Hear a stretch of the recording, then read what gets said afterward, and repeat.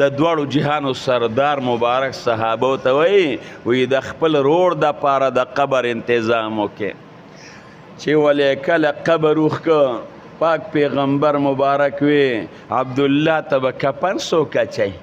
کفن خو مور اچوي د کفن انتظام خو پلار کوي د عبدالله څوک دی چې د کفن انتظام ورله وکړي د دواړو جهانو سردار مبارک وی د عبدالله نه د الله او د الله د نبي په محبت کې جامې د دنیا ووتې د آخرت جامې او د قبر جامې به زما صادري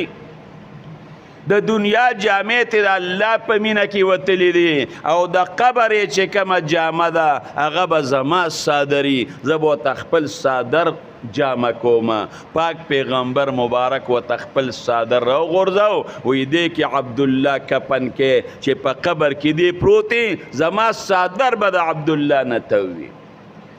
چې د کم انسان نه سا د امام الانبیا په غیږ کې خیږي دا به څومره خوش قسمتی د کم انسان د وجود نه د امام الانبیا صادر ته وي فرشتې به ورله عذاب ورکړي د هغه قبر به د جنت د باغیچو باغیچه نی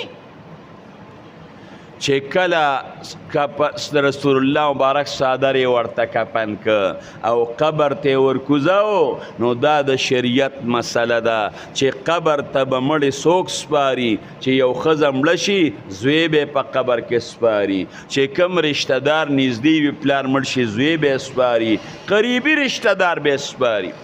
اوس عبدالله به په قبر کې ږدي څوک دی خو د کور نه بېنوا راغلی دی د ده نه خو تره پاتې مور ته پاتې خاندان ته پاتې دا خو مسافر دی د الله مینې روغکې دی دی به په قبر کې څوک دی څوک شته دی نه د دواړو جهانو سردار مبارک په خپله باندې قبر ته ورکوز